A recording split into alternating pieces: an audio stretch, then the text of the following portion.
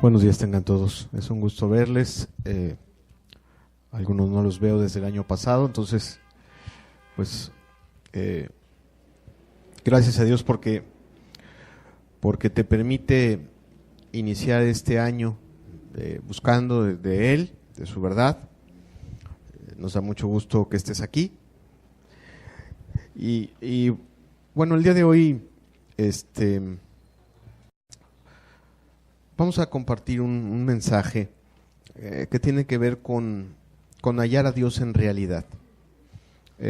Estos primeros días del año, en los cuales pues Dios te concede buscarle, es importante poner en nuestra mente, en nuestro corazón, que esa búsqueda tenga un fruto y tenga un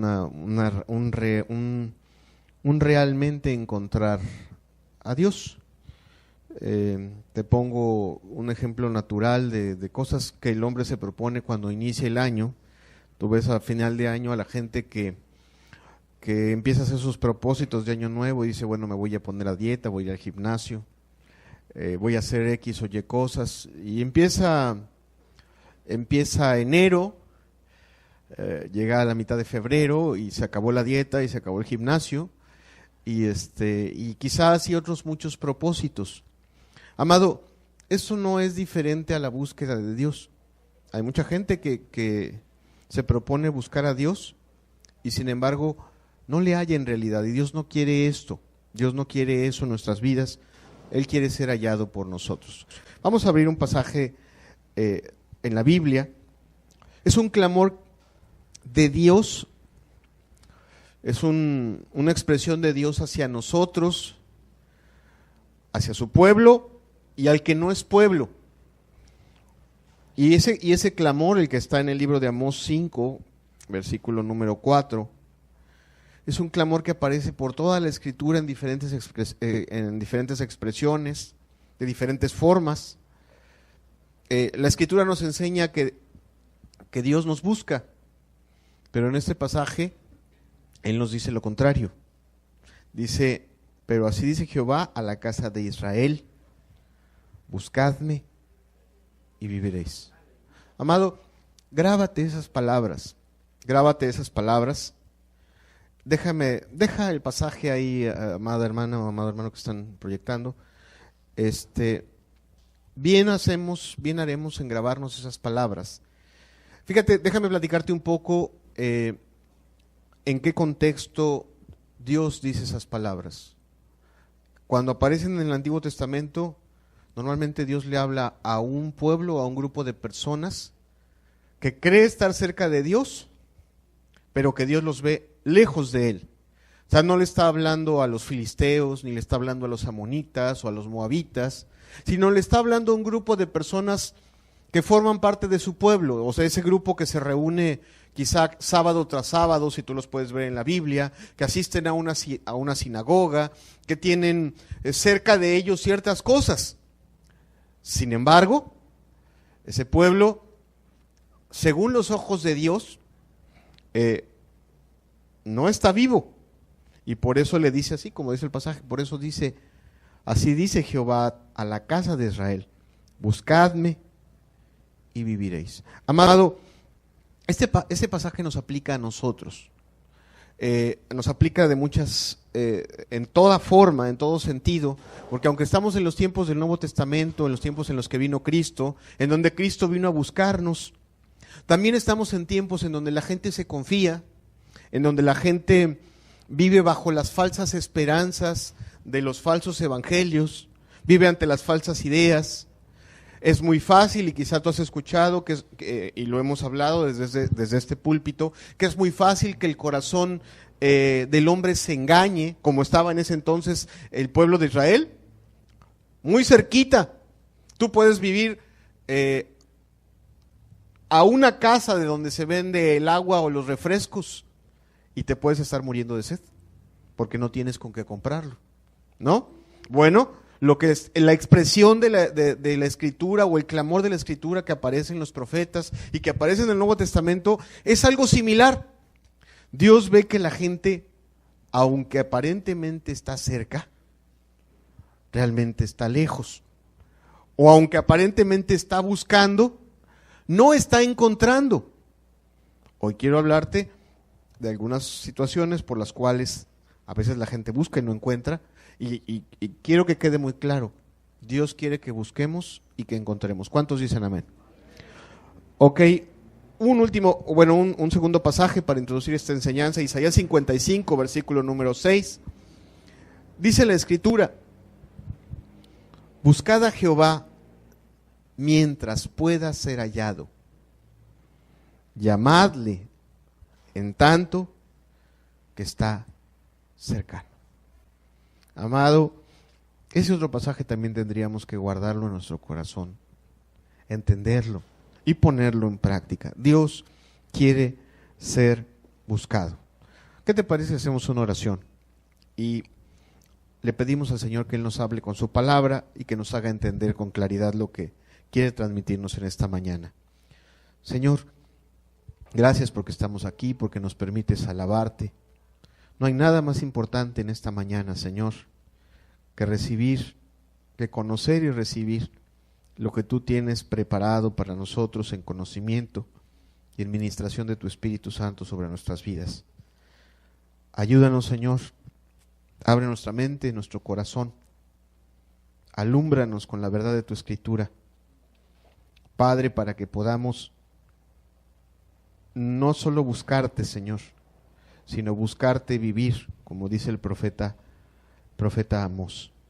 Señor, te lo suplicamos, danos vida con tu palabra, Señor, en el nombre precioso de Jesús. Amén. Quiero empezar esta enseñanza en las cosas que voy a explicarte, que Dios le hace un llamado a las personas que conocen de Dios, pero aunque se lo hace a las personas que conocen de Dios, también se lo hace a los que no conocen de Dios. Realmente se lo hace a todos. Y quiero empezar haciendo una diferencia, porque Dios dice, búscame y vas a tener vida. El hombre natural, el hombre que no busca normalmente a Dios, solamente está preocupado por su vida física, está preocupado por su salud. Como hace un momento te decía, pues comienza el año preocupado por su salud, por su corazón, por sus nervios, por sus diferentes sistemas, está preocupado. ¿Qué es lo que la gente desea normalmente en los fines de año? Pues desea salud, ¿verdad? Desea que el funcionamiento de su cuerpo sea el adecuado. ¿A qué le teme el hombre de este mundo o el hombre natural? Le teme a que su cuerpo deje de funcionar. No es a lo que se refiere la Escritura. La Escritura se refiere a la vida espiritual. Y amado, bien haríamos nosotros los que nos acercamos a Dios en poner la misma o mayor preocupación por tener vida espiritual que en la preocupación que tienen los hombres por conservar en buena forma su vida física. La Biblia habla de vida espiritual. Muchas personas, aun cuando asisten a una iglesia, no entienden lo que es tener vida espiritual, y uno de los objetivos de esta enseñanza es que comprendamos qué es tener vida espiritual. Efesios 2, versículo número 1. Fíjate lo que nos dice la palabra de Dios. La palabra de Dios afirma, la palabra de Dios afirma que hay dos vidas y que hay dos muertes. Cuando tú naces tienes vida física. ¿Sí estamos de acuerdo? Cuando tu cuerpo deja de funcionar y separa tu corazón para siempre, se suspende tu vida física. Ok, la Escritura habla de que también la vida espiritual comienza en un momento y puede terminar en un momento, si no lo cuidas. Y Efesios 2, versículo 1, dice, y Él os dio vida a vosotros, cuando estabais muertos en delitos y pecados. Fíjate, cada uno de nosotros debería de aprender a identificar, así como identificamos cuando un hombre tiene o no tiene vida física, esto es, que su cuerpo está funcionando, viene al mundo, nace, lo da a luz su madre, está funcionando su corazón, su cuerpo, sin embargo tiene un accidente, no lo pueden rescatar los doctores y se muere, y tú y yo podemos ver a ese cadáver y decir, ya no tiene vida física. A eso estamos acostumbrados y somos, con sencillez podemos identificarlo. Cuando llegan los paramédicos después de que atropellaron a esa persona porque tuvo un accidente, lo primero que checan, a lo mejor no se muere, pero hay otras formas de determinar si la persona tiene vida física, ¿verdad? Le toman el pulso, revisan ciertas situaciones, le checan los ojos para ver cómo están sus pupilas y se dan cuenta que a pesar de que no se mueve, conserva su vida física. Ok, la Escritura, amados, la Escritura nos lleva a identificar ya no la vida física, sino la vida espiritual. Nosotros que estamos buscando a Dios, entiendo que si veniste en esa mañana tan fría en donde se antoja estar tomándose un chocolate, ¿verdad? Comiéndose, no sé, unas galletas o algo enfundado en tus pantuflas. Si veniste a buscar a Dios en esta mañana, es porque te interesa la vida espiritual. Y si te interesa la vida espiritual, tú y yo debiéramos de ser capaces de distinguir la vida espiritual cuando la tenemos delante de nosotros, o distinguir si nosotros tenemos o no tenemos vida espiritual. ¿De acuerdo? Entonces, el pasaje que tenemos aquí nos está diciendo de que todo hombre pasa de muerte a vida, de una muerte espiritual a una vida espiritual. ¿De acuerdo? Nunca al revés, sino siempre viene de muerte a vida según el Evangelio. Ahora, ¿en qué consiste estar muerto espiritualmente? Dice el pasaje, vamos entendiendo entonces.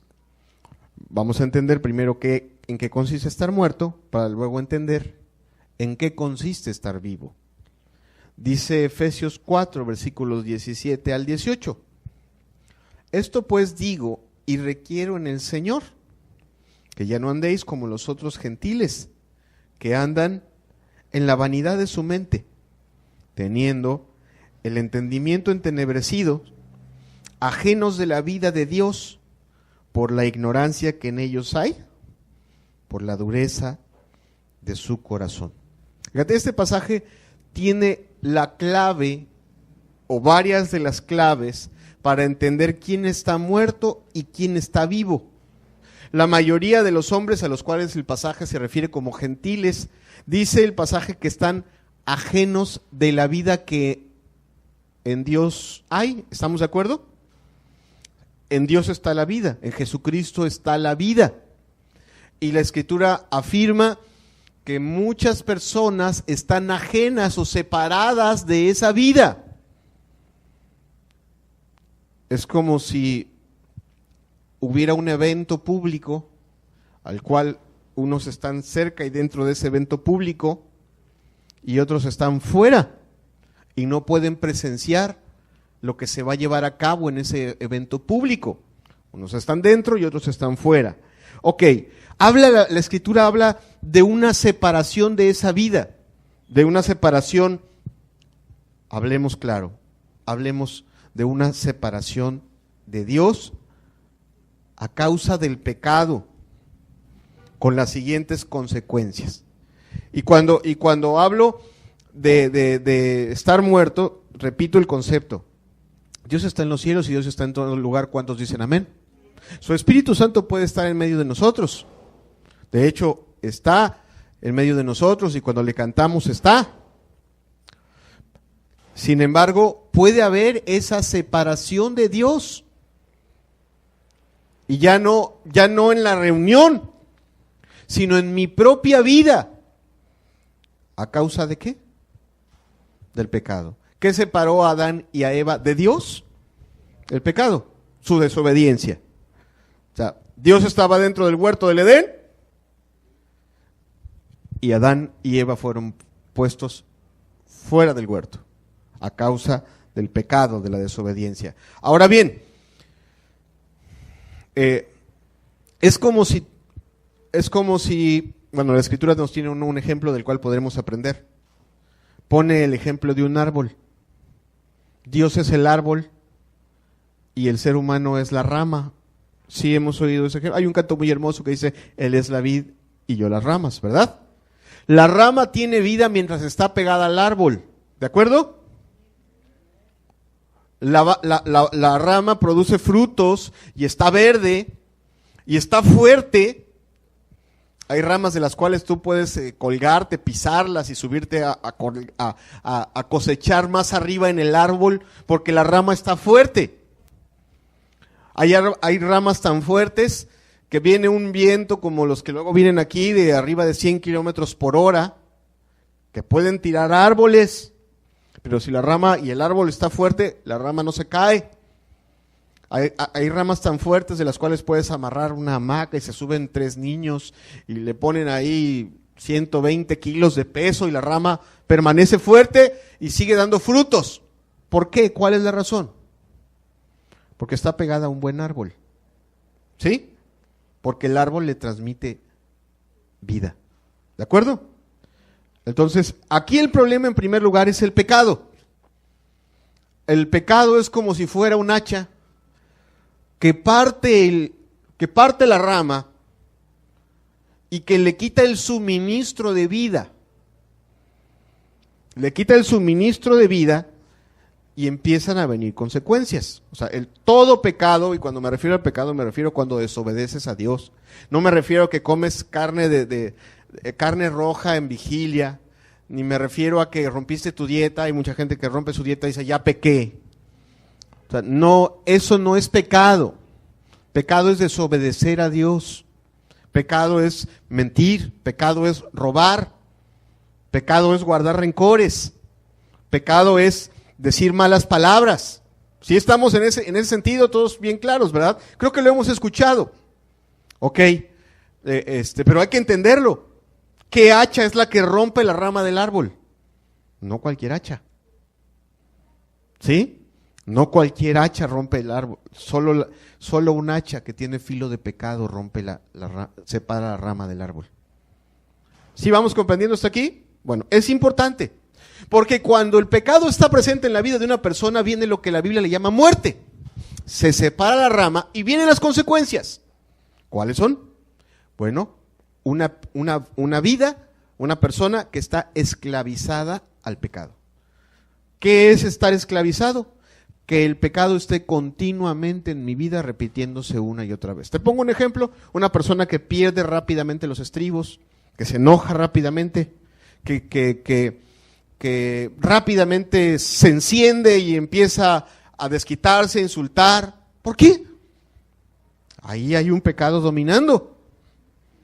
Yo entiendo que Dios nos hizo con temperamentos. Una cosa es el temperamento.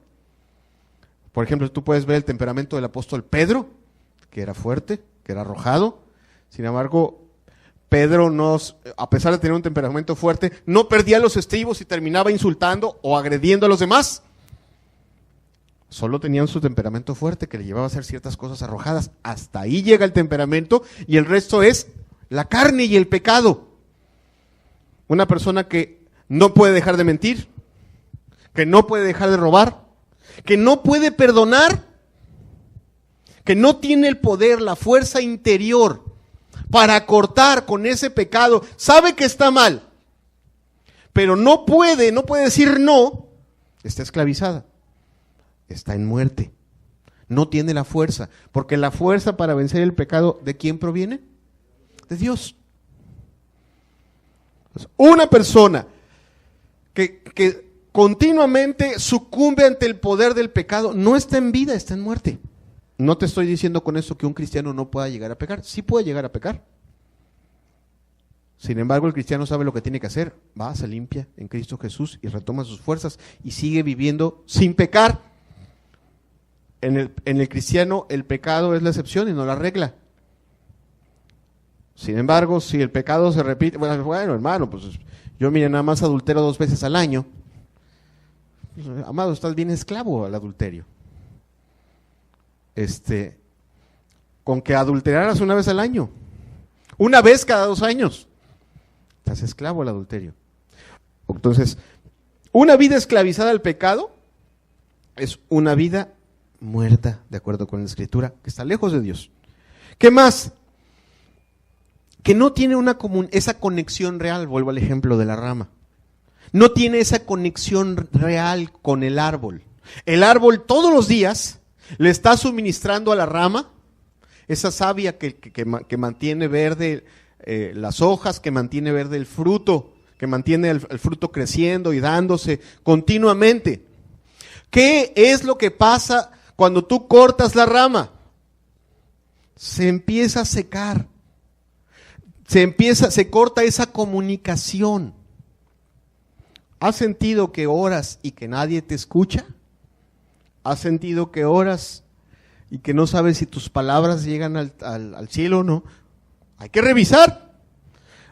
La experiencia de la búsqueda de Dios es una cuestión meramente rutinaria o hay algo que enriquece. El que tiene comunión con Dios tiene alguna señal de parte del cielo, y no es que se le aparezca un ángel y que le diga tus palabras han sido escuchadas, no.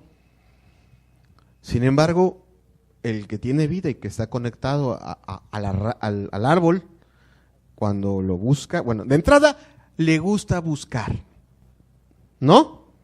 Al que le gusta el alimento, pues va y se sienta 3 veces al día, ¿no? Y se alimenta. El que no tiene comunión con Dios, se le hace algo engorroso buscar a Dios. ¿Por qué? Porque no tiene vida. Porque no recibe nada. Pero el que recibe un pasaje, el que recibe fuerza, el que recibe poder, del cual ahorita te voy a hablar, pues constantemente está buscando, ¿verdad? A través de la palabra, a través de la oración, a través del ayuno, a través de la alabanza, a través de las reuniones. ¿Por qué? Porque hay una comunicación que alimenta, porque sabe que esa comunicación le da vida, ¿sí? Pero cuando alguien en su experiencia personal con Dios, como que no le dan ganas, como que no le nace buscar, y como que cuando busca nomás no encuentra nada, ahí hay un síntoma de que, así como cuando le van a tomar el pulso a alguien y dices, no tiene pulso, ya no hay vida. Abusados. Pero es un síntoma de no vida espiritual. ¿Qué más? Estar muerto también quiere decir estar padeciendo las consecuencias del pecado. Mira, cuando la rama es cortada, deja de estar verde y se cae. Y cuando se cae, la pisan, la cortan, la queman, y ya no la tratan como rama, la tratan como un palo, ¿verdad? ¿Ok? Lo mismo le sucede al ser humano cuando se aparta de Dios. Se empiezan a manifestar en él las consecuencias naturales del pecado, la falta de paz. Y cuando digo la falta de paz me refiero a que se puede manifestar un nerviosismo constante, cotidiano, muchos miedos a cualquier cosa, miedos a la muerte, miedos a perder el trabajo, miedos a mis hijos, miedos a todo le da miedo. Porque no tiene la seguridad que transmite la comunión con Dios. No tiene gozo. La Escritura dice, fíjate, en sentido contrario, ahorita lo voy a mencionar, la Escritura dice que cuando el Espíritu está presente en nuestras vidas, se manifiesta un fruto. ¿Cuántos dicen amén? ¿Alguien se sabe el pasaje? El fruto del Espíritu es amor, gozo, paz, paciencia, benignidad, bondad, fe, mansedumbre, templanza, dominio propio también. Felicidades a los que se lo saben de memoria. Eres como un buen paramédico que sabe checar los síntomas. Hay que checarse los síntomas. Y una persona que es separada de Dios a causa del pecado empieza a manifestar la ausencia de estos síntomas. La falta de paz, la falta de gozo. ¿Cuál es el gran mal de nuestros días? La depresión, ¿a poco no? ¿Y qué no es la cosa, qué no es la depresión sino una falta de paz y una falta de gozo tremenda, una falta de esperanza? El estar sumergido en una visión de pesimista acerca de ti mismo y de tu vida y de lo porvenir. ¿Cuál es? Que sería lo contrario a lo que el Espíritu Santo produce, que produce el Espíritu: gozo, paz, paciencia, esperanza. ¿Sí entendemos? Entonces, cuando alguien está deprimido, triste, con falta de gozo, con falta de paciencia, con falta de dominio propio, y cuando digo dominio propio, lo digo no solo en el mal carácter, a veces se manifiesta en otras situaciones. Por ejemplo, hay veces que hay que esperar que Dios nos resuelva o nos ayude a resolver las cosas. Y cuando yo salgo y las quiero resolver en mis propias fuerzas, sabiendo que no puedo, quizá me falta ese dominio propio, ¿no? Los hombres de este mundo toman la justicia bajo su propia mano porque no tienen dominio propio, porque su juicio lo dominan los impulsos. Cuando el Espíritu Santo no está, esa vida de confianza se convierte en una vida de desconfianza, de amargura. Cuando el Espíritu Santo no está, nuestra atención, que debería estar puesta en Dios. ¿Cuántos dicen amén? La Escritura dice que nuestra atención debe estar puesta en Dios, y mientras esté puesta en Dios, vamos a estar llenos de gozo, de paz y de esperanza y de fuerza. Pero tú quítale la atención a Dios y empieza a ponérsela a otras cosas y se empieza a manifestar un tremendo vacío. Y tú observa, por favor, a las personas de este mundo. Las personas de este mundo, su atención está en un aparatito como este, o como este, o como este. Todo el día, horas, y nunca en uno como este. La Escritura, ¿verdad? Y tú ves cada vez vidas más vacías, más superfluas. Decía el pasaje que veíamos hace un momento con el entendimiento entenebrecido. Fíjate que ayer iba yo con mis dos hijas a hacer unas compras y de repente del corazón de una de ellas, la que tiene 11 años, me decía: oye, ¿verdad que los papás de este mundo ya no quieren tener hijos? Así salió, sin que hubiera alguna plática previa, sino simple y sencillamente de darse cuenta de una cosa: que el corazón de los hombres de este mundo empieza a valorar y a tener por sublimes cosas completamente superfluas, superficiales. El hombre quiere tener más tiempo para estar viendo películas, para estar en el internet, para irse a bailar, para tener tiempo para su carrera. Ya un niño es tener un hijo, tener una familia o estar cerca de Dios es algo que estorba. En fin, cuando tú ves a una persona que su atención está desviada hacia cosas superfluas, tú estás viendo a una persona con una tremenda ausencia de vida. ¿Sí comprendemos? Porque, dime una cosa, si Dios concediera que un ángel se parara en este lugar, en medio de esta sala, y yo estuviera hablando, ¿hacia dónde se iría tu atención? Hacia el ángel. Sería tan impresionante su resplandor o la manifestación divina, que no importa qué tanto gritara yo, estoy seguro que tu atención se volvería hacia él. Ok, todo aquel que tiene comunión con Dios, todo aquel que tiene comunión con Dios, mira hacia su resplandor y no se deja deslumbrar por otros resplandores. Eso es importante. Y esas son, bueno, el que está completamente ido en su entendimiento hacia las cosas de este mundo, la Escritura dice que está muerto. Así, está muerto. Ahora, la cosa va peor todavía. Te estoy dando los síntomas. El pasaje decía con el entendimiento entenebrecido. Cuando una persona está otra vez arrancada del árbol,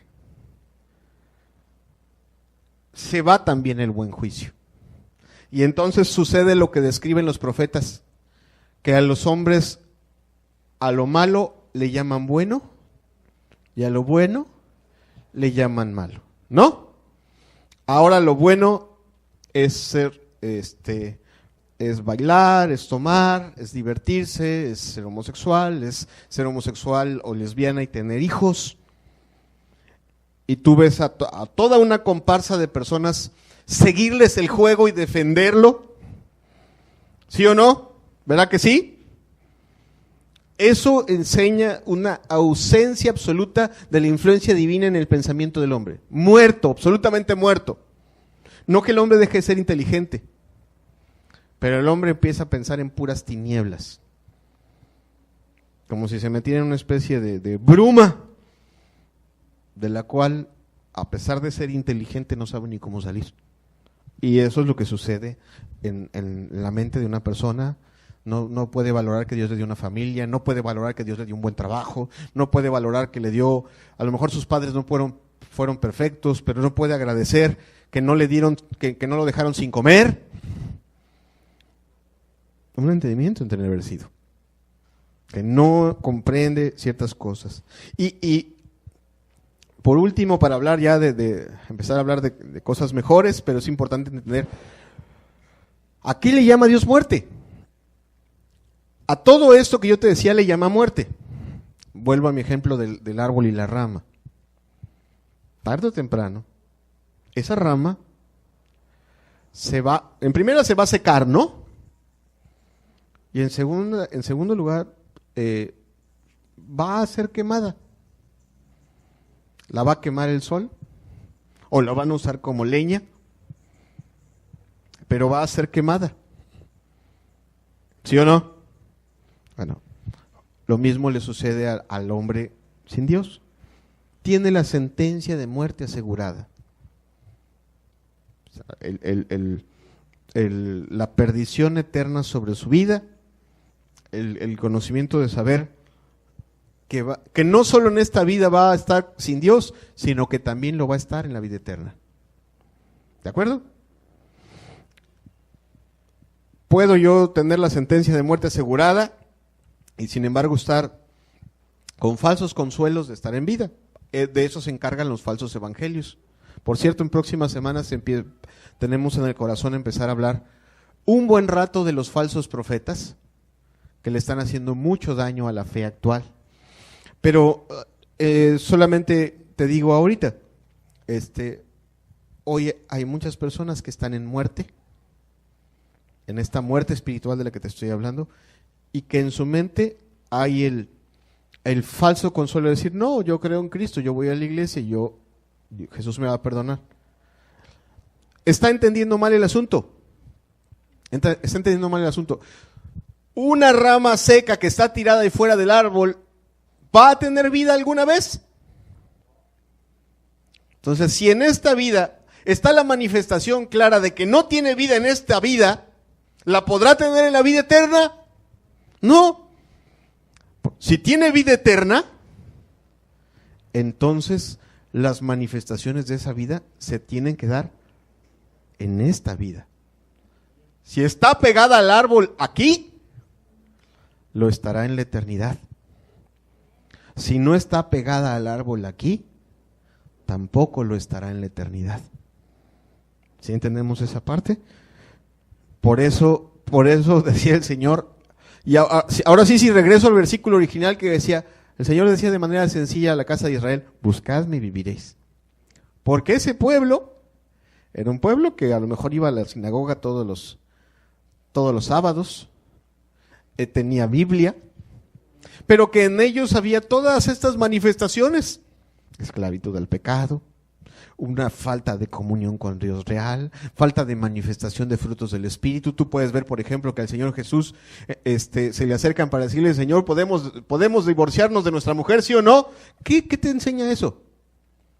Una absoluta falta de amor, de paciencia, ¿verdad? De esperanza. No te digo que el matrimonio, por cierto, yo siempre digo, y digo el día de hoy, 11 de enero de 2015, 15 años después de casarme, que soy felizmente casado. Y con eso no quiero decir que el matrimonio no tenga dificultades. Sin embargo, cuando está el Espíritu de Dios en tu vida, te enseña a perdonar, te enseña a amar, te enseña a soportar, te enseña a tener esperanza, te enseña a esperar lo mejor de tu pareja, te enseña a arreglar los problemas, no a botarlos. Pero cuando no está el Espíritu, pues tú lo que quieres es sacarle la vuelta al problema, evadirte de él, mandarlo a volar. Y eso pasaba en la nación de Israel. Gente que iba todos los domingos a la iglesia. Sin embargo, bueno, no iban los domingos, iban los sábados en ese entonces. Sin embargo, había una tremenda carencia de vida espiritual. Estaban cerca, estaban como el que vive al lado de la tienda, pero no tenían agua. No tenían con qué comprarla. Y estaban secos y sin fruto. Estaban muertos, lo que dice la Escritura. Ahora, solamente quiero ser muy enfático, ya luego voy a tratar de ir un poquito más rápido en esta enseñanza. ¿En qué consiste, pues, estar vivo?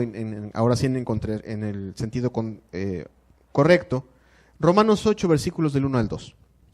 Dice, ahora pues, ninguna condenación hay para los que están en Cristo Jesús, los que no andan conforme a la carne, sino conforme al Espíritu. Porque la ley del Espíritu de vida en Cristo Jesús me ha librado del pecado y de la muerte. ¿En qué consiste la vida? En primer término consiste, fíjate, vuelvo al ejemplo de ese árbol de olivo y de la rama. La Escritura nos enseña que el pecado nos separa del árbol, pero Cristo Jesús nos vuelve a unir. ¿Cuántos dicen amén? Cuando tú por la fe en Cristo Jesús te acercas a Dios, la Escritura dice que Cristo Jesús te une al árbol. De hecho, si tú lees en el libro de Romanos, hay una preciosa metáfora que habla de ramas injertadas. Habla de ramas naturales y de ramas injertadas. Y los gentiles, de acuerdo con ese pasaje, todos nosotros somos ramas injertadas. Ninguno de nosotros es rama natural. Porque Dios se ha propuesto tomarnos, limpiarnos y hacernos participantes de lo celestial. Cuando sucede eso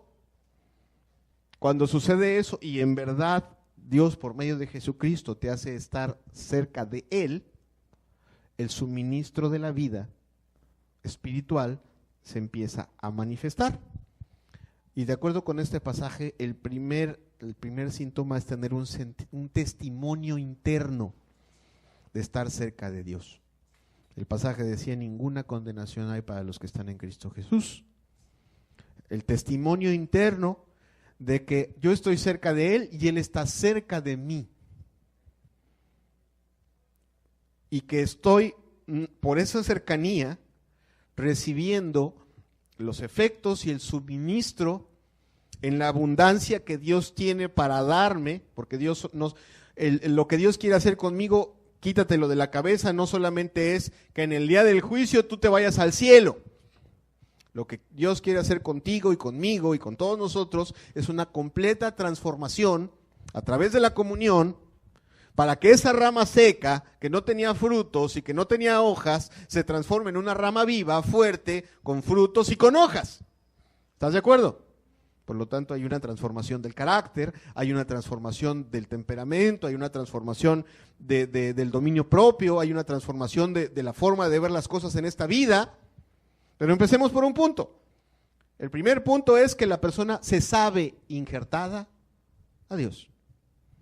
Se sabe cerca de Dios, sabe que en este momento, en cualquier lugar, cierra los ojos, levanta una oración abriendo su boca o en sus pensamientos y es escuchada en el tercer cielo. Y de repente le viene, está en su casa haciendo alguna actividad y de repente le viene un versículo a la mente sin esforzarse. Y sabe que ese no viene de sus recuerdos naturales, sino que le es suministrado de otro lugar. ¿Por qué? Cuando una rama está pegada a un árbol, hay un libre flujo, ¿verdad? De información y ¿cómo se llama? y de savia que alimenta. Bien, lo mismo sucede. ¿Qué más pasa? Bueno, hay una libertad del pecado. Escúchelo bien. Hay el poder para vencer el pecado. Un poder para decir no. Hay algunas clases de flores que giran. Hay algunas clases de flores que son capaces de contraerse. Sí, no sé si algunos las han visto. Hay algunas clases de flores que no soportan ciertos sonidos. Cuando están ciertos sonidos, se contraen y se cierran. No se quedan expuestas, sino que tienen la capacidad de abstraerse, de contraerse para repeler, para protegerse. Cuando alguien está en Dios, tiene la capacidad de decirle no al pecado. Oiga, compadre, vamos a echar una cervecita. 35 años diciendo que sí, y hoy puede decir no. O 45 años guardándole resentimientos al hombre con el que compartes la cama. Y que si se quitaba los zapatos y que si no los ponía en su lugar, ya por eso estabas guardando y deseando quién sabe cuántas cosas en su contra. Cuando Cristo está en tu vida, hay una perfecta capacidad de perdonar, de amar, de ver las cosas de otra manera, de esperar que cambie, de ayudarlo. ¿Sí me entiendes? Mientras Cristo está, la rama está verde, mientras no está, está seca. Y al punto al que yo quiero llegar es, hace rato me dijeron los frutos del Espíritu.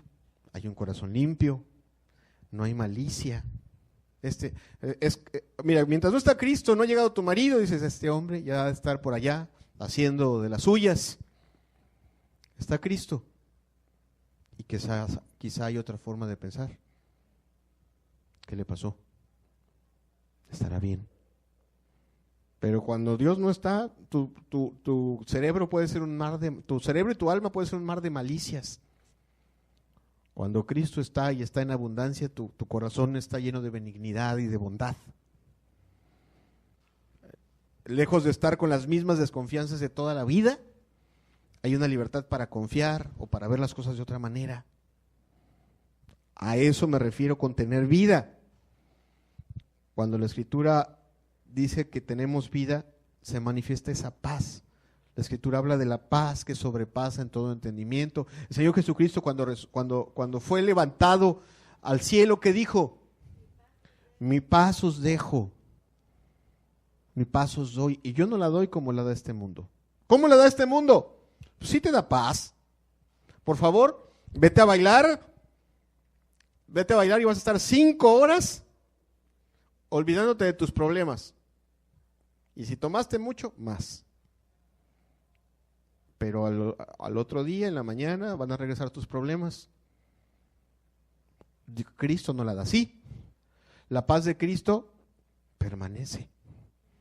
La paz de Cristo prevalece encima de los problemas.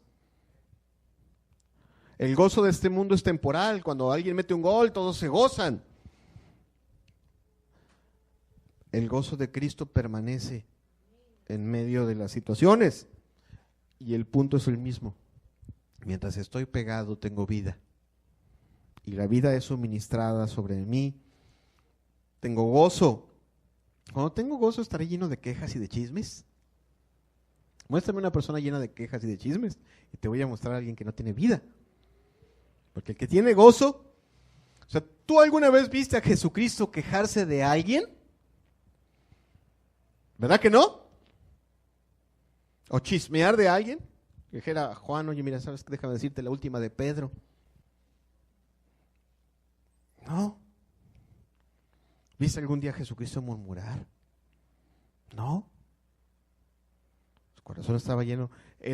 Dice la Escritura en uno de los profetas, si te convirtieres, yo te restauraré. Y si entresacares lo precioso de lo vil, serás como mi boca.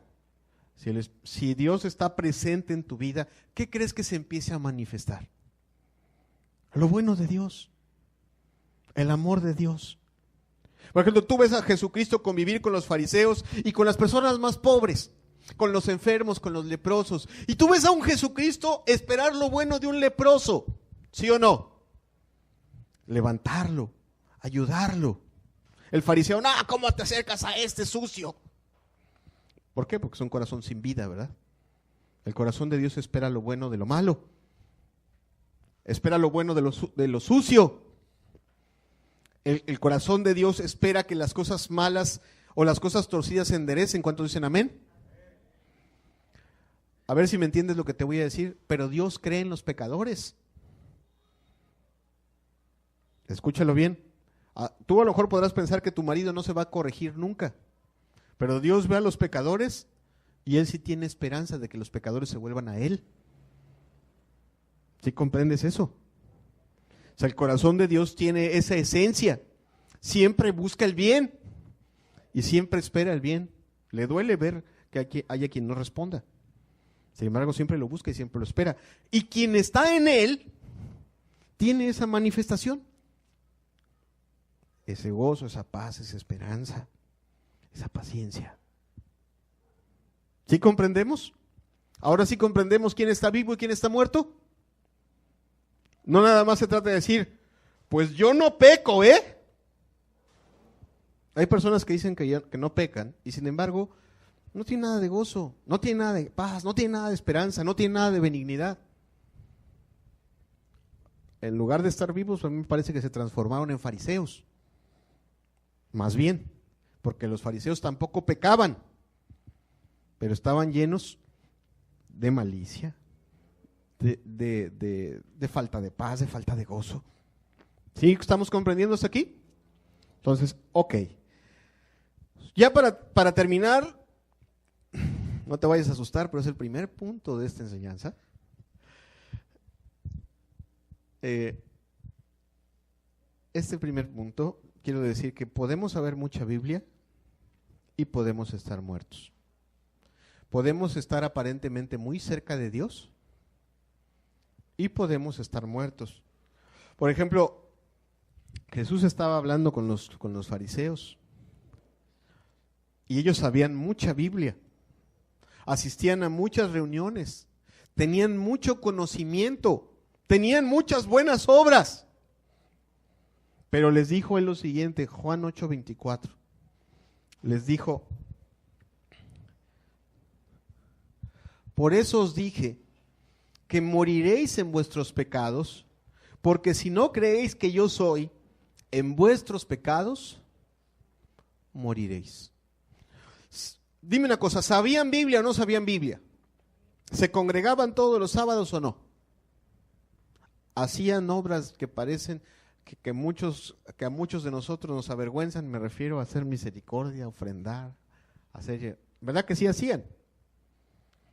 Y sin embargo les dijo, están muertos, no están pegados al árbol. ¿Por qué?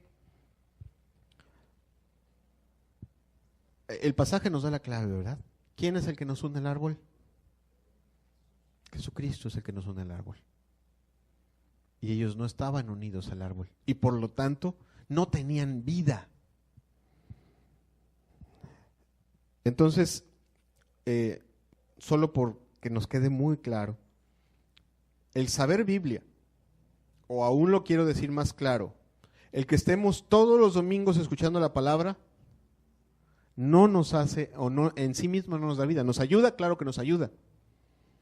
Pero ahorita voy a hablarte de un ingrediente que es importante para que realmente tengamos vida. Segunda de Corintios 3:6 dice que la letra mata, pero el Espíritu vivifica. Tú puedes tener una Biblia en tu casa y te puedes saber de memoria varios salmos, pero si no estás pegado a Dios y por lo tanto el Espíritu Santo no está en tu vida suministrando toda esa vida, se puede dar lo que pasó con los fariseos, una muerte o un engaño, pues, porque pensaban estar vivos y realmente no lo estaban. Dios no quiere eso, amados, de ninguno de nosotros. O sea, yo solamente pongo las perspectivas y los problemas. Dios no lo quiere. Sin embargo, se puede dar. ¿Sí estamos entendiendo? Ahora bien, Jesús vino, y este es el énfasis de esta enseñanza, Juan 10, versículo 10. Jesús vino a que tengamos vida. Dice Juan 10:10, el ladrón no vino, o no viene, sino para hurtar, matar y destruir. Yo he venido para que tengan vida y para que la tengan en abundancia. Yo he venido para que la tengan vida y para que la tengan en abundancia. O sea, Dios quiere darnos vida. Dios nos pide que lo busquemos. O sea, Dios vino para darnos vida, ¿de acuerdo? Pero Dios dice, búscame y yo te voy a dar vida. Hace poquito le compartí a unos hermanos, decía, mira, ¿tú crees, le estaba compartiendo a la iglesia de Venezuela por internet una palabra, allá son beisboleros de corazón, y yo les decía, ¿tú crees que el Espíritu Santo va a venir a darte vida mientras estás en un partido de béisbol viendo el partido de Leones de Caracas contra Magallanes? Pues no. ¿O tú crees que el Espíritu Santo va a venir a darte vida mientras estás 3 horas pegado al Facebook de tu celular? ¿Ahí va a venir el Espíritu a vivificarte, a darte? La respuesta es no, ¿verdad? Pues Dios sí quiere darte vida. Pero Dios dice, busca la vida en el lugar correcto. Y búscala con la actitud correcta. Quiero verte un estorbo más. ¿Por qué la gente a veces no? ¿Por qué los fariseos iban cada sábado a la sinagoga? ¿Por qué sabían Biblia? ¿Y por qué a pesar de esos medios de gracia, que es bueno congregarse? ¿Cuántos dicen amén? ¿Es bueno saber Biblia? ¿Cuántos dicen amén? Es bueno. Sin embargo, ¿por qué a pesar de tener esos medios de gracia, esos elementos cercanos a ellos, no tenían vida? Bueno, quizá porque se acercaban a Dios no buscando la vida. Ahorita tomé un tiempo quizá de 20 o 30 minutos explicándote qué es estar vivo y qué es estar muerto. Muchas personas no se acercan a Dios buscando la vida, sino se acercan a Dios con otro motivo. Te voy a explicar algunos de los otros motivos que ya he mencionado en otras ocasiones, pero a veces la gente se acerca a Dios porque, bueno, alguien se enfermó en el hospital, y allá en el hospital, al ver que estamos sufriendo toda la familia, pues se dan cuenta de que la cosa estaba muy mal y su conciencia les redarguye y les dice, esto nos pasa por estar lejos de Dios. Entonces se acercan a la iglesia, aprenden a escuchar un poquito la palabra de Dios y ya no nos va a ir mal porque Dios nos va a ayudar. ¿Ese es un motivo correcto o incorrecto? Puede ser lícito, pero no es el motivo correcto. Es como si tú y yo pudiéramos ver aquí un tablero de tiro al blanco, ¿no? Tiene varios círculos, ¿de acuerdo? Cada círculo tiene, o sea, hay un círculo en el centro y hay otros círculos alrededor. El acercarte a Dios solo porque no te vengan problemas es como apuntarle al círculo de hasta afuera. Ese no es el objetivo. Ni el objetivo que tú debes de buscar, ni el objetivo que Dios busca en tu vida. Y quiero decirte que muchísimas personas en el mundo se acercan a Dios apuntando a los círculos de afuera y no apuntando al círculo de adentro. Y Dios lo que quiere es que tengamos vida. Muchos hombres quieren tener salud, quieren tener prosperidad, no quieren tener problemas, pero están preocupados por la vida eterna o están preocupados por la vida física y terrenal. Por la vida física y terrenal. Por eso no la encuentran. Por eso no la hallan. Al mismo Señor Jesucristo se le juntaba mucha gente, mucha gente. ¿Escuchaste? O no sé si has escuchado o leído que en la palabra de Dios se le juntaron una vez 5,000, sin contar a las mujeres y a los niños. Y en otra vez se le juntaron 4,000, sin contar a las mujeres y a los niños. ¿Te parece eso mucha gente o poca gente? Mucha gente. ¿Cuántos de ellos fueron discípulos? Muy pocos. ¿Por qué? Porque se estaban acercando a Él con el motivo incorrecto.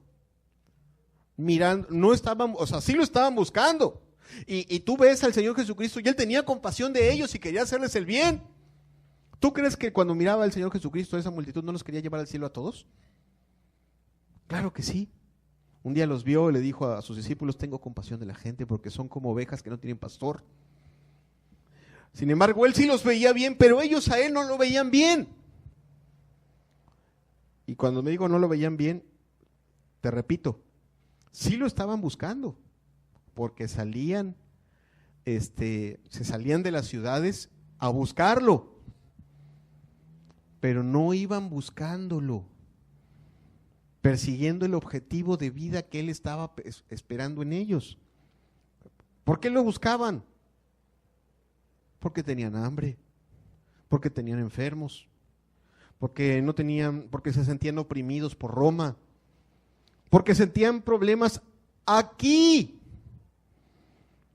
Pero no decían: la verdad, Señor, es que mi vida está seca y vacía y hueca,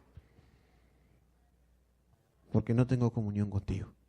Eran pocos. ¿Y cómo les dice el Señor? Juan 6, versículos 26 y 27.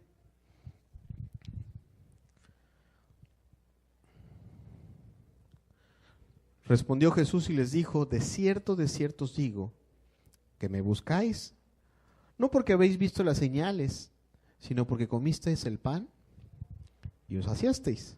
Trabajad, no por la comida que perece, sino por la comida que a vida eterna permanece, la cual el Hijo del Hombre os dará, porque a este señaló Dios el Padre. O sea, Él los ubica y les dice: bueno, qué bueno que me busquen, pero hasta ahorita pues han encontrado lo que han buscado.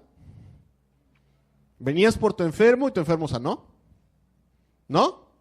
Traías hambre y te hice el milagro y tienes pan, pero no has buscado la vida que yo doy, porque si tú buscaras la vida que yo doy, ya hubiera transformado tu carácter, ya tendrías paz, ya podrías haber vencido el pecado, ya te dormirías, como dice el Salmo, en paz te acostarías y dormirías, sabiendo que Dios vela tu sueño, y que si esa noche se te para el corazón, sabes, estás segurísimo que te está esperando una casa no hecha por manos en los cielos. ¿Cuántos dicen amén?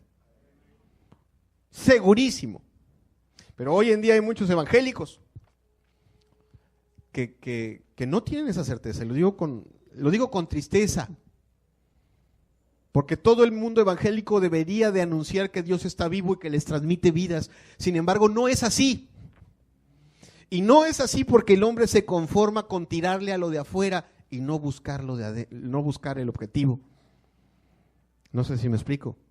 Yo conozco personas, tengo amistades que se acercan a iglesias, pero se acercan porque quieren que las ayuden, porque quieren tener amigos, porque quieren que sus hijos crezcan con otros hijos, que sean más limpios que los del mundo. Eso está bien. ¿Ese es el objetivo que Dios persigue para con tu vida, amado? Dios quiere que tengas vida. ¿Y de qué te sirve que en este mundo hayas tenido buenos amigos, hayas escuchado buena palabra, te hayas relacionado con buenas personas o con mejores personas de las que puede haber en el mundo, si al final de cuentas estás completamente seco? Y cuando digo seco me refiero a que estás seco aquí y seco para la eternidad. ¿Estamos de acuerdo? ¿De qué sirve? Muchas personas están errando en el blanco. Es como el que va a la escuela y dice: papá, pues mira, ya saqué 6, lo demás es vanidad.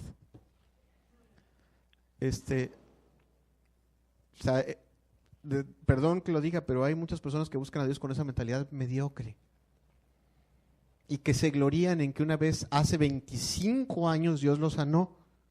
Pues qué bueno, pero háblame de qué hizo el Espíritu Santo hoy en la mañana en tu vida. ¿Te dio una palabra?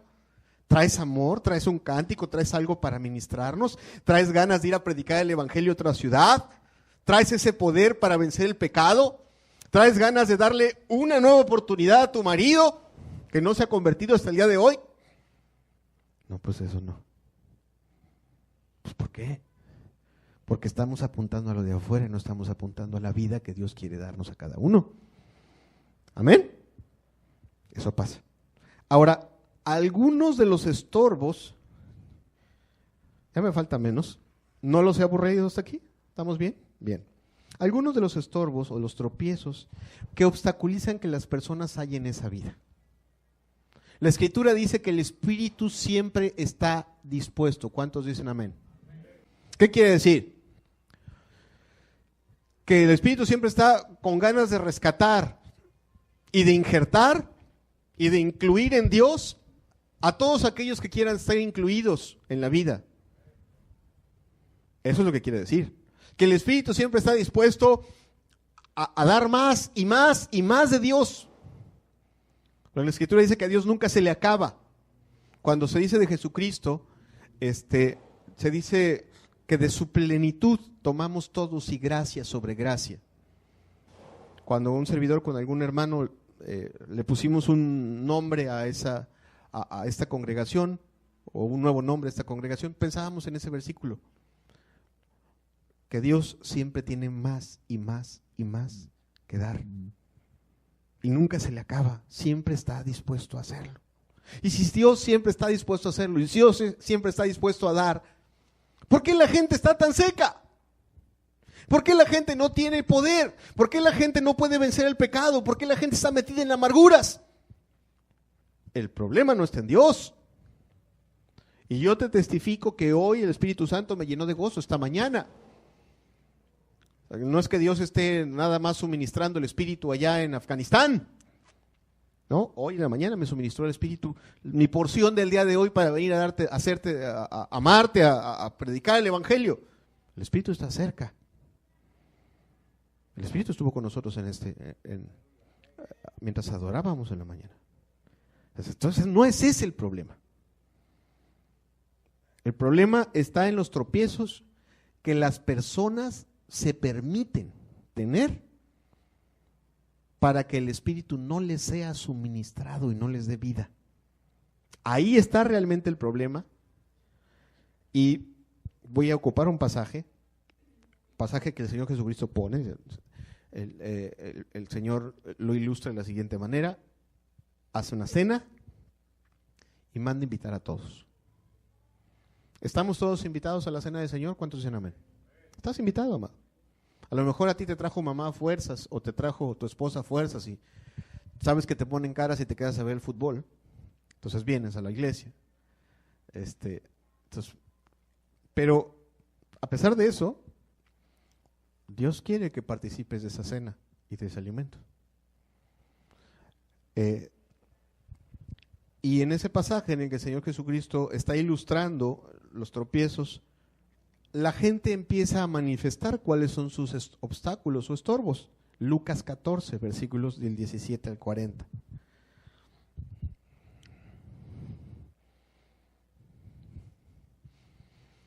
Y a la hora de la cena, envió a su siervo a decir a los convidados: venid, que ya está todo preparado, o que ya todo está preparado.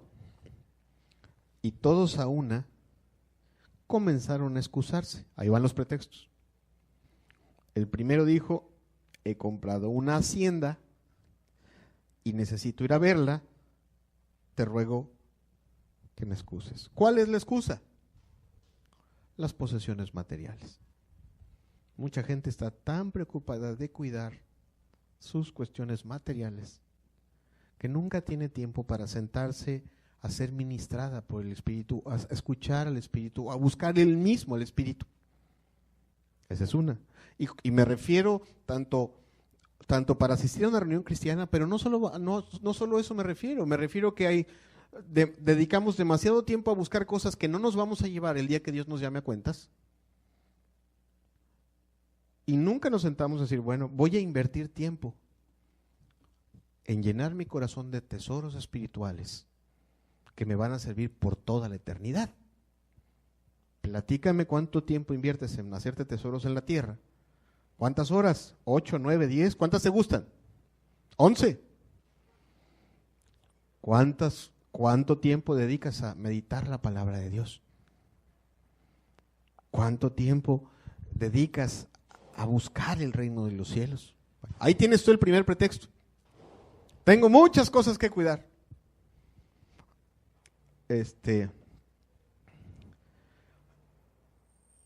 Recuerdo a alguna persona que en otro lugar nunca asistía los domingos a escuchar la palabra, siempre asistía tarde, y le preguntabas, ya asistía casi para el amén. Y le preguntas, oye, ¿por qué no vino? Es que tengo que ir a una junta porque me van a dar una casa. Y años. Me imagino que se va a llevar la casa. Me imagino que la casa le va a ayudar a perdonar a su esposa. Me imagino que la casa le va a hacer muchas cosas. Bueno, así muchas personas cuidan más. ¿Qué más? Versículo 19. Otro dijo, he comprado 5 yuntas de bueyes y voy a probarlos. Te ruego que me excuses. ¿A qué excusa o a qué tropiezo se refiere? Al trabajo. Muchas personas siempre están muy ocupadas. A mí a veces me parece impresionante ver a amas de casa excesivamente preocupadas porque todo brille y descuidando el corazón de sus hijos o descuidando su propio corazón. ¿Qué cosa deberíamos de preocuparnos porque brille más, nuestro corazón o nuestra casa? Digo, no te estoy diciendo que no limpies tu casa, ni que no laves tu ropa, ni tampoco con eso estoy presentándole algún aliciente a los que son perezosos y no quieren trabajar. No. Dios trabaja 7 días y descansa 1. ¿Cuántos dicen amén? Pero aún entre día y día todo tiene su tiempo debajo del sol. 6 trabaja 6 y descansa 1, si por ahí en la velocidad de las palabras se me fue el número mal. El punto aquí es que hay gente que se afana demasiado por el trabajo y nunca tiene tiempo para buscarlo de arriba. Y Dios no quiere que lo busques solo los domingos. Dios quiere que aprendas a humillarte y a buscarlo en tu casa. Dios quiere que aprendas a cerrar. ¿Cuándo vas a aplicar el cerrada la puerta? Ahora tu Padre que está en lo secreto, y tu Padre que está en lo secreto te recompensará en público. ¿Ya lo has escuchado? ¿Ya lo estás practicando? ¿Cuánto dedicas a eso? ¿5 minutos? ¿Cuánto deberías de hacerlo? ¿Ni 1 hora habéis podido velar conmigo? Eso es lo que le dice el Señor Jesucristo a sus discípulos. Me asombra. Entonces, ¿cuánto tiempo estás invirtiéndole a cosas que no te vas a llevar? A lo mejor es el diploma, la carrera, el reconocimiento del jefe, que no te quiten la chamba. ¿Tú crees que si Dios te ve buscarlo todos los días y te corren del trabajo, no te va a dar otro? La Escritura dice que Él inclina el corazón de los hombres a lo que Él quiere. Así sea un impiazo. La Escritura dice que Dios inclina el corazón del hombre a lo que Él quiere. Pero tú estás ahí todo miedoso, que te vayan a correr. La Escritura dice no. Quitemos ese pretexto en medio. ¿Qué más? ¿Qué más? Otro dijo, acabo de casarme y por tanto no puedo ir. ¿Qué estorbo o tropiezo es? Las relaciones.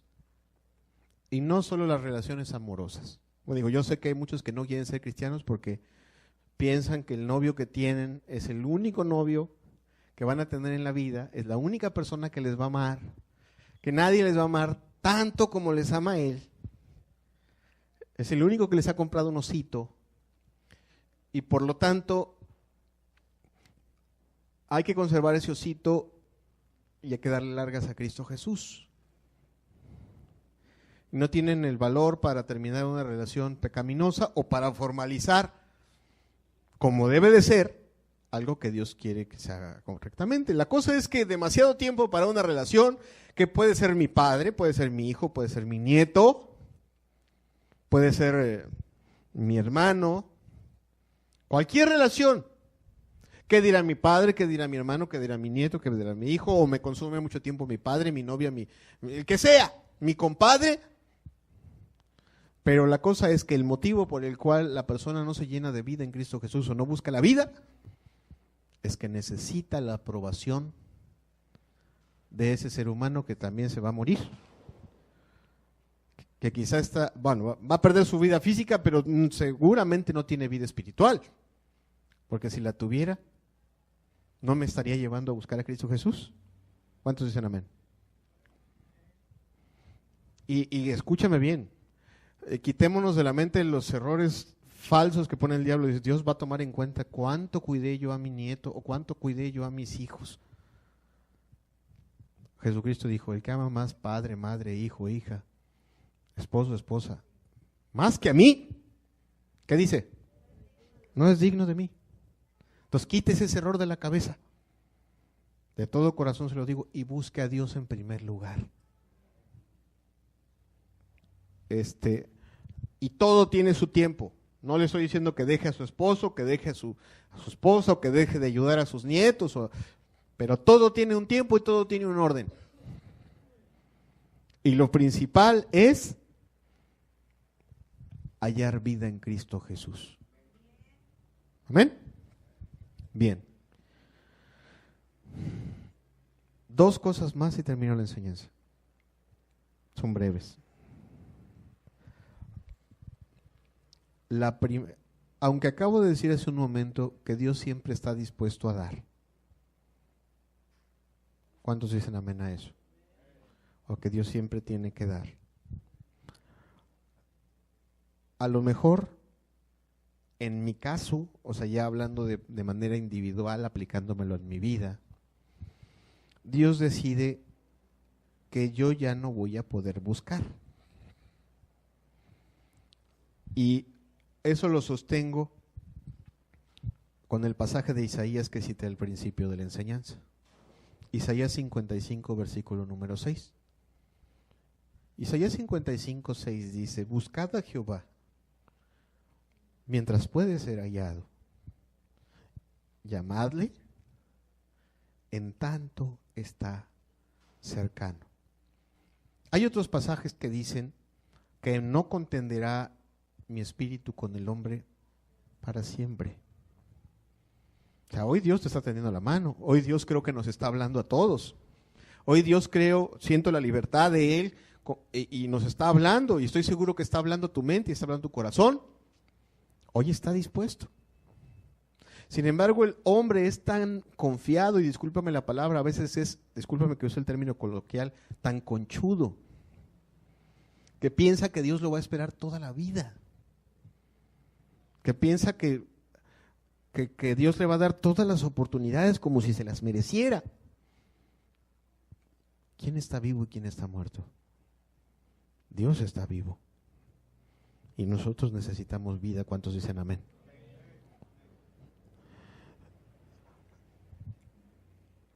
Hay veces, fíjate que, déjame ilustrarte esta verdad con algo de este mundo. Hay ciertas situaciones y oportunidades que se dan por temporadas en este mundo. Por ejemplo, cuando viene la época decembrina, las personas o las empresas empiezan a contratar gente desde octubre, desde noviembre, a veces desde septiembre, para trabajar ¿cuándo? En diciembre, ¿verdad? Hay veces que las empresas están pensando en el personal que van a tener para el próximo año. Y dicen, bueno, pues vamos a contratar en enero. O en diciembre vamos a contratar para tener a nuestra gente en enero. Y hay mucha gente que se confía y dice, bueno, pues no te preocupes, vamos a pasárnosla bien. Y ya por marzo, pues ya quieren buscar trabajo. Y resulta que ya no hay. A mí me pasó cuando era un joven inconverso, alejado a Dios, confiado, un muchachito todavía. Alguien me consiguió una entrevista para trabajar en la empresa Sams. A mí se me hizo muy fácil llegar 15 minutos tarde, pero yo llegué así bien arregladito y pensando, entré por la puerta de los clientes y de entrada me dijeron, no, usted va a entrar por la puerta de los empleados. Me tardé otros 15 minutos en encontrar la puerta de los empleados, llegué media hora tarde a mi cita y simple y sencillamente ni siquiera me quisieron recibir. Y tremenda lección que me llevé, que es la que muchas personas se llevan por su soberbia en este mundo. Pero esa misma soberbia se aplica a lo espiritual. Pensar que Dios va a estar ahí siempre para cuando yo diga, entonces ahora sí. ¿Y qué pasa si Dios dice, pues ahora no? ¿Qué pasaría si cuando tú quieres buscar, Dios dice, ahora no? Porque vio tu actitud, porque te estuvo llame, y no respondiste. Porque te dio 1, 2, 3, 4, 5 años, te dio a una esposa, o un esposo que estuvo ahí sobre ti. Dice, no, espérame que acabe la novela, espérame que acabe el campeonato de fútbol, espérame que ya nada más este último periodo con mis compadres, espérame tantito, estoy aprendiendo a usar el Facebook, dame chance. ¿Y qué pasa si Dios dice, bueno, y ahora, pues ahora no? Y te lo ilustro con un pasaje de la Escritura, que se le aplica a los creyentes y se le aplica, por supuesto, también se le aplica a los no creyentes. La Escritura nos muestra o nos enseña de unas personas, le llama la Escritura vírgenes. Vírgenes quiere decir pues que cuando menos habían sido llamadas y limpiadas, y que tenían una cita con el esposo. Unas estaban preparadas y las otras no estaban preparadas. Y verdad que la Escritura nos enseña que nosotros tenemos que estar todos los días preparados por si viene Cristo Jesús. ¿Cuántos dicen amén? Todos los días, amado. Imagínate un día que no te levantaste y no oraste, no leíste la palabra, y que por ahí te diste chance, pues un pecado, un coraje que te aventaste y lastimaste a tu prójimo, y que llega ese día Cristo. ¿Te va a agarrar vestido o desnudo? Desnudo. La Escritura enseña que todos los días deberíamos estar listos, cerciorándonos, no solo cumpliendo con nuestros deberes, sino cerciorándonos de que estamos pegados al árbol. ¿Sí? Si en la mañana Dios te dice que estás pegado a Él, ¿qué puede hacer el mundo para despegarte de Él? Si Dios es con nosotros, ¿quién contra nosotros? Sin embargo, la Escritura dice que hubo unas de esas 10 vírgenes que están como la gran mayoría del mundo evangélico actual, pensando estar en Dios, pero con sus lámparas vacías, o lo que es lo mismo, sin el poder y la vida de Dios en sus vidas. Y dice, fíjate cómo dice el pasaje, Mateo 25, versículos del 10 al 12. Pero mientras ellas iban a comprar,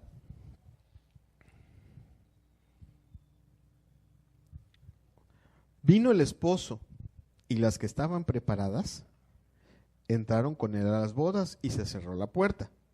Después vinieron también las otras vírgenes diciendo, Señor, ábrenos. Mas él respondiendo dijo, de cierto os digo que no os conozco.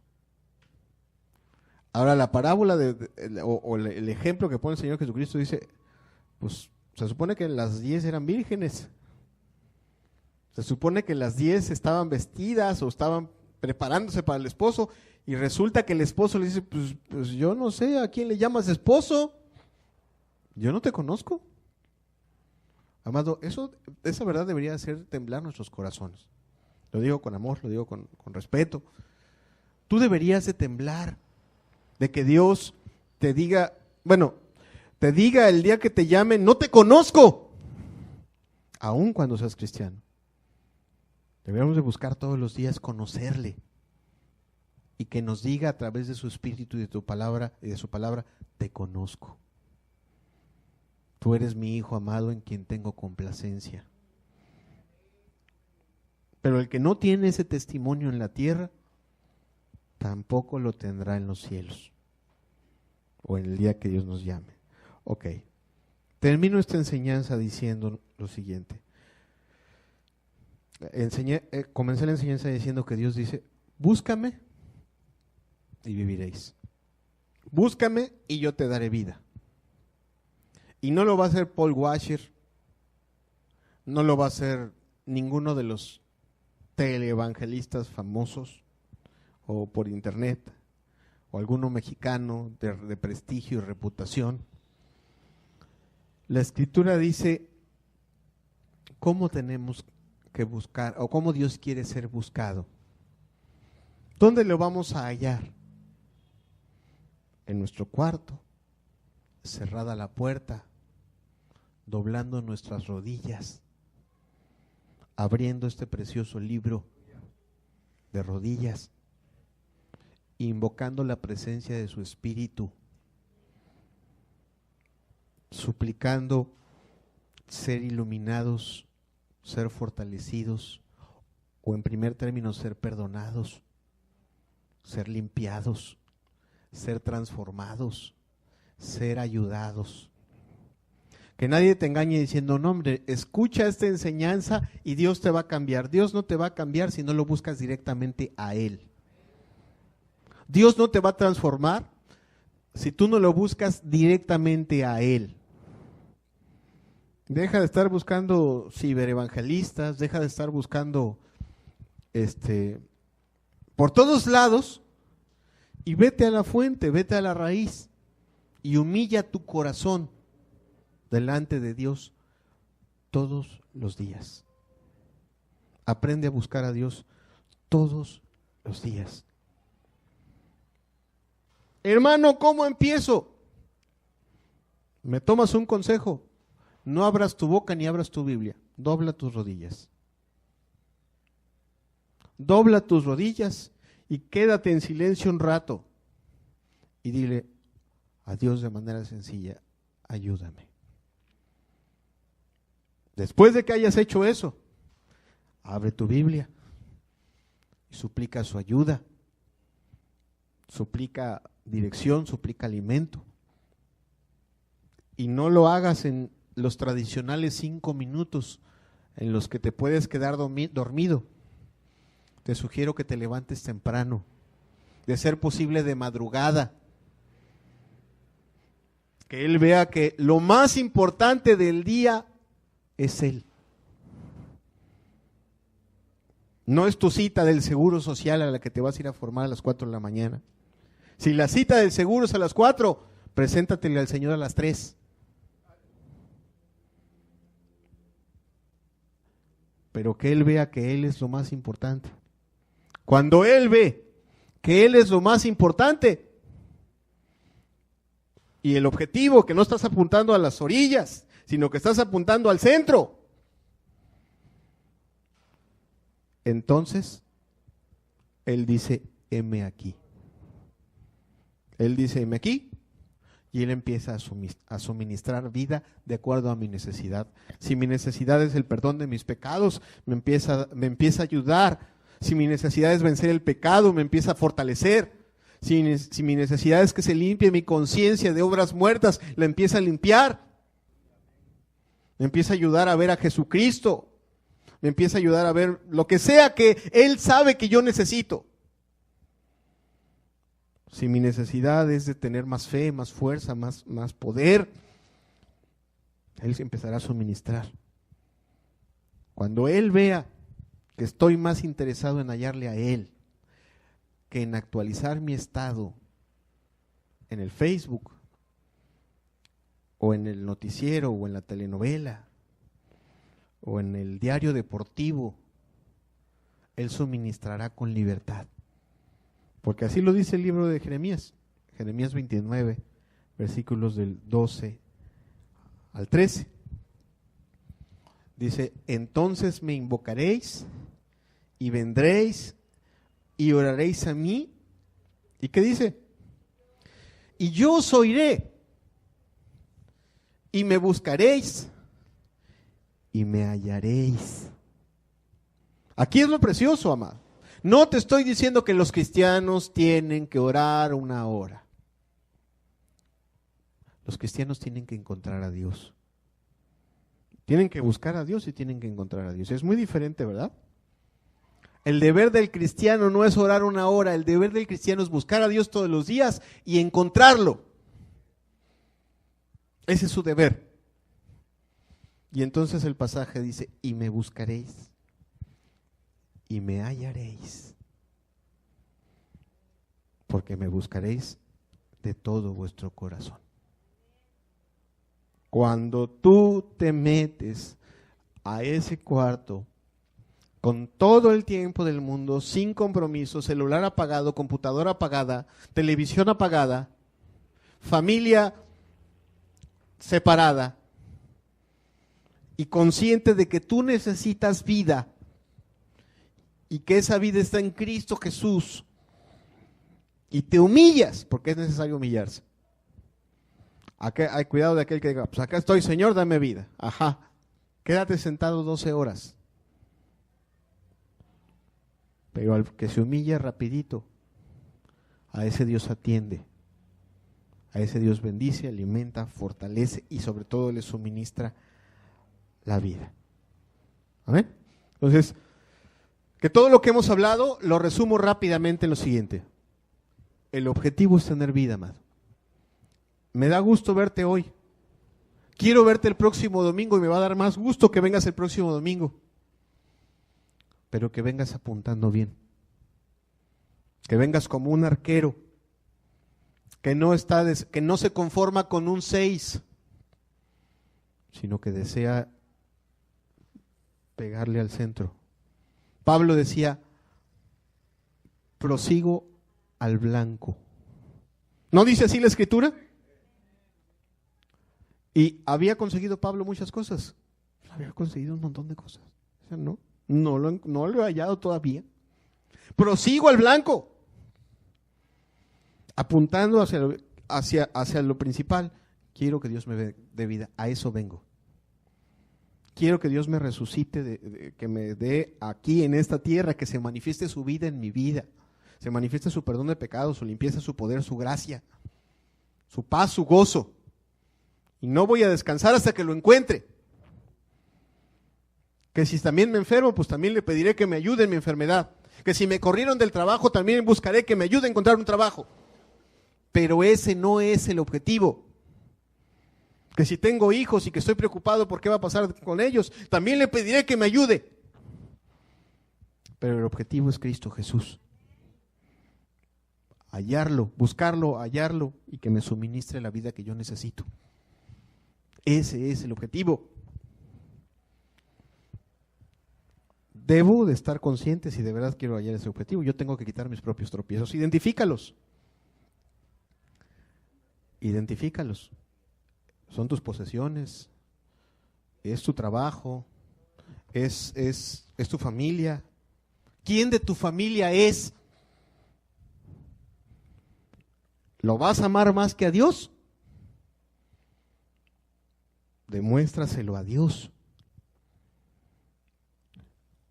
¿Es tu teléfono? ¿Es tu televisor? ¿Es el periódico que compras todos los días? ¿Qué le roba la atención a Dios? ¿De verdad lo quieres hallar?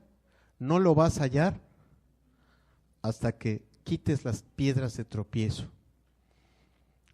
Hay un pasaje en los profetas y también después se hizo un canto que dice, otra vez abriré ríos en el desierto y mi espíritu derramaré sobre esta generación. ¿Sí o no? ¿Cuántos dicen amén? Así dice. Pero también dice, quitad las piedras de tropiezo.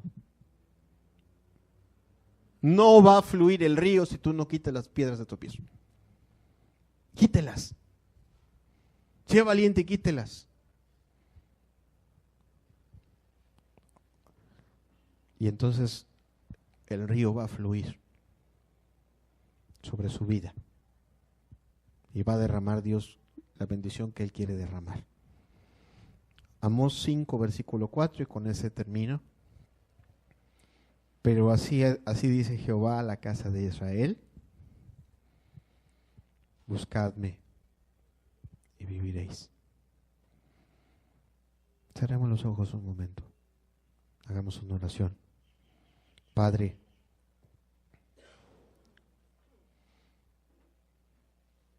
danos vida, Señor. danos vida. Ayúdanos a entender nuestra necesidad y danos vida. Así como ese pasaje en el libro de Ezequiel, en donde estaban esos huesos secos, donde estaban esos cadáveres secos y sin vida. Así es nuestra alma sin ti, Señor. No tiene vida. Dios, ayúdanos a entender. Ayúdanos a comprender en el corazón. Este mundo ha puesto toda clase de distractores, toda clase de tropiezos para mantenernos mirando a otras cosas, para mantenernos preocupados en otras cosas. Señor, alumbra con tu luz nuestros corazones para que corramos hacia la luz, Señor, y nos alejemos de las tinieblas.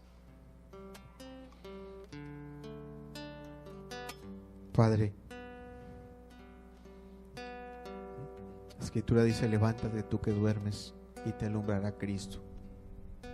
Padre, hoy si tan solo soplases sobre nuestros corazones, Señor, si tan solo soplases sobre nuestras vidas, Dios,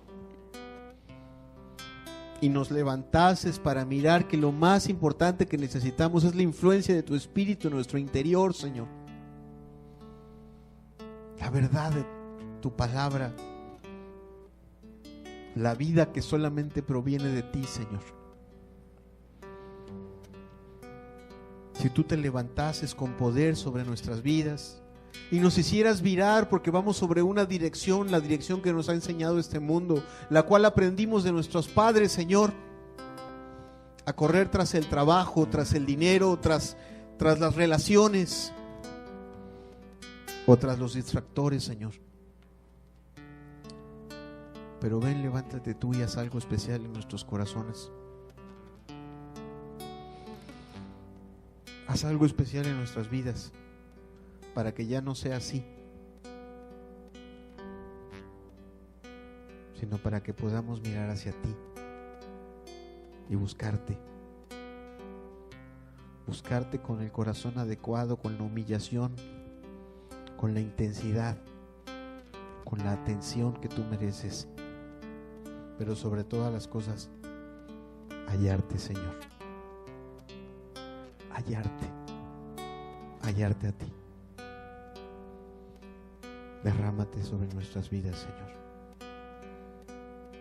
Está escrito en los profetas que tú ibas a nuestra generación, ibas a derramar tu espíritu, dice la Escritura, sobre toda carne. Ten compasión. Quizá nosotros somos esa rama seca. Hace tiempo que estamos cortadas del árbol, engañándonos a nosotros mismos. Padre, que venga tu Espíritu y nos levante y nos vuelva a injertar en ese árbol, Señor. Que tú hagas ese milagro en nuestras vidas, nos des vida,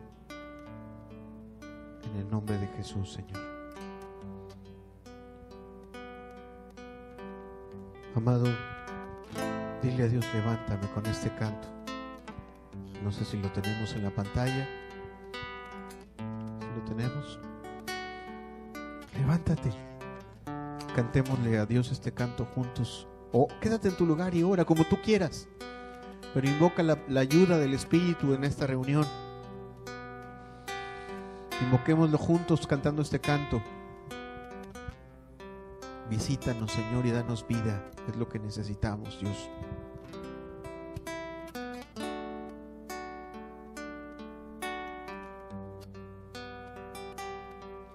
Después de tanto tiempo de sequía espiritual, para un avivamiento Dios nos quiere preparar. Por su poder caemos humillando nuestro ser, me levantaré,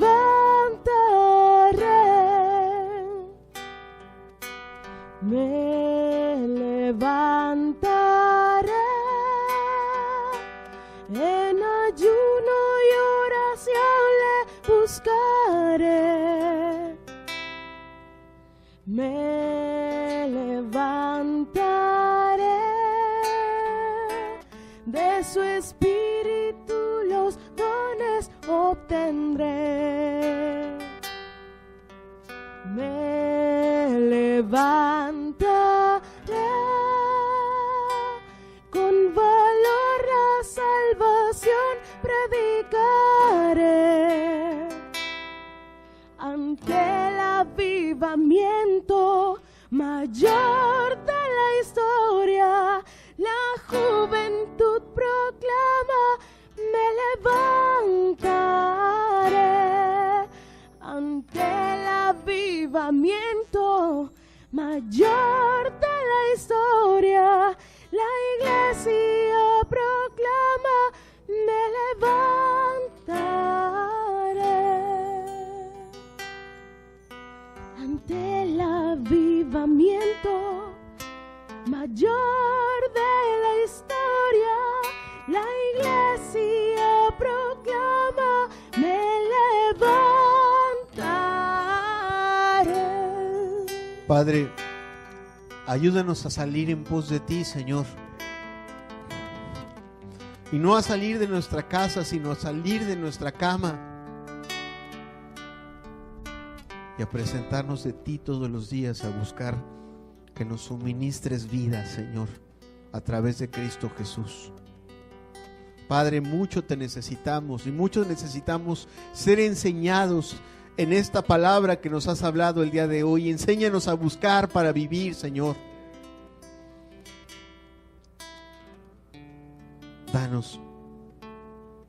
Danos esa libertad de hacerlo.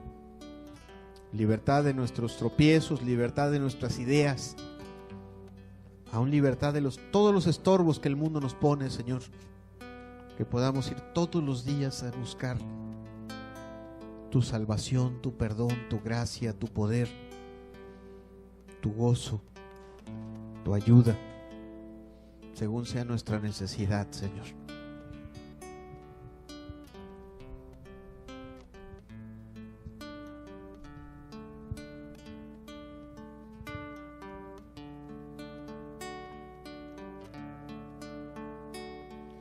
De tanto buscar, por fin encontré la paz y el amor que tanto anhelé, y hoy puedo amar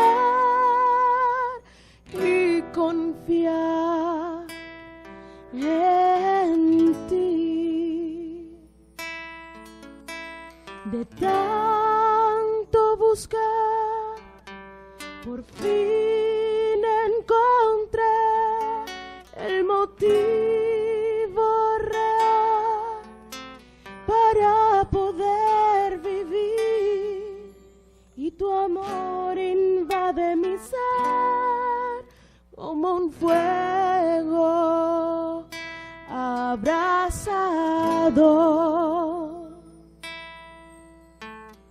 Eres tú, mi vida, mi esperanza y mi salud, la fuente de mis días, eres tú, Señor.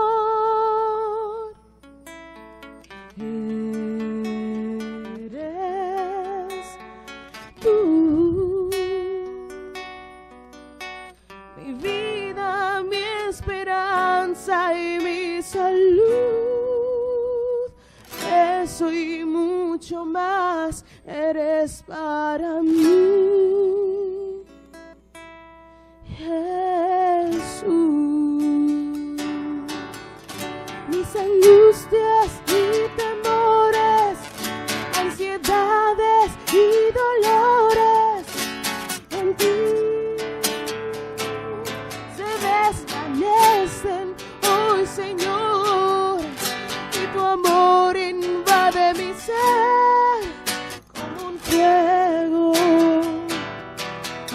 abrazado y te siento y te amo, te busco y te encuentro. ¿Qué más puedo yo pedir? Mi vida hoy te entrego. ¿Qué más puedo yo ofrecer?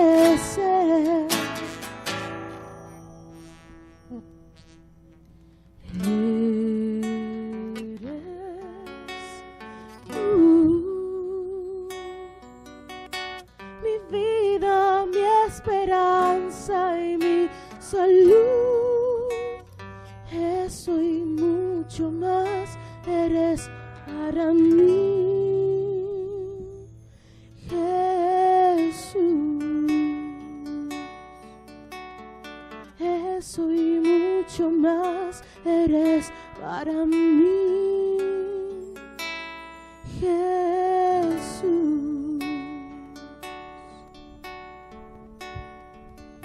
Padre, gracias por lo que nos has hablado en este día, Señor. Que tu Espíritu nos dé vida, como dice la Escritura, pero que también nos haga sabios, Señor, para ir a donde están las aguas. Ahí, Señor, donde está Cristo, Señor, ahí nos lleve tu Espíritu a buscar la intimidad contigo, a buscar la paz en ti, Señor.